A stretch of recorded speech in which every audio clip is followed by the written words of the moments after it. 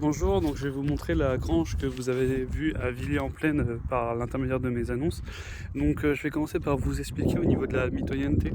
Donc la maison n'est pas mitoyenne avec une maison, mais mitoyenne sur la cour. Donc on peut le voir là, ici notamment. Donc là c'est cette maison là en fait. Donc ici c'est un stockage où ils mettent leur voiture. Et là de cette partie qui est ici, qui s'arrête à peu près à ce niveau là, c'est la petite, des petites pièces qu'on voit sur les photos qui sont un peu plus sombres, ou possibilité de faire des chambres, ou enfin tout type de projet, ou un garage ou quoi que ce soit. Et là on a la partie la plus grande, donc qui fait 93 mètres carrés. Mais avant ça je vais vous expliquer au niveau de la découpe, parce que cette dépendance du coup qui est ici, tac tac tac tac, n'appartient pas. En fait là où on a la porte en bois, ici ça sera fermé par du parpaing, donc ça sera pas une porte, hein, soyez rassurés là-dessus. Et en fait la découpe se fera comme ça. Donc c'est-à-dire qu'on aura sur 4-5 mètres ici un accès, donc on peut soit monter un mur en pierre pour séparer, faire un accès voiture ou une entrée. Et cette partie ici, donc c'est la partie qui est ouverte actuellement. Hop là, donc voici au niveau de l'environnement. Tac tac tac tac.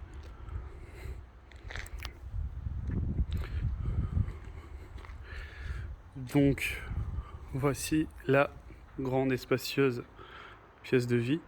Donc pour avoir vu jardin, vu qu'on a beaucoup de demandes sur ça, on peut très bien donc refermer ici, laisser des châssis en haut ouverts pour apporter la luminosité et faire les ouvertures de ce côté-là. Il y a déjà une ouverture existante d'ailleurs. Donc on peut très bien faire des baies vitrées de ce côté-là.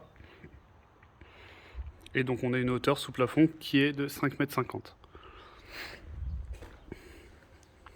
Là on arrive du coup sur la partie qui est un peu plus sombre.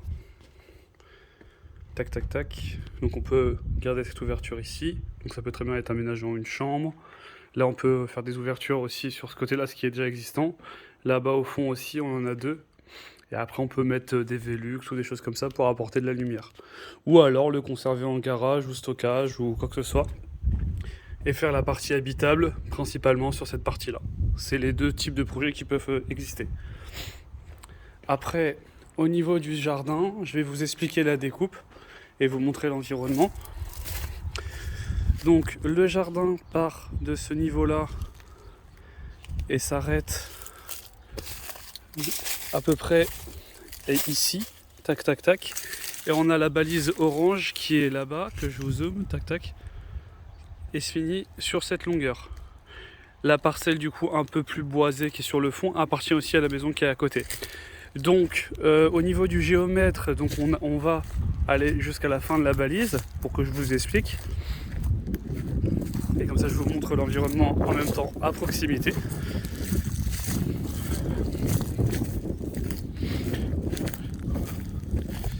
Hop, sur cette partie là, en fait on peut avoir une accès de ce niveau là, parce que là ça vous appartient aussi, tac tac tac sur cette longueur.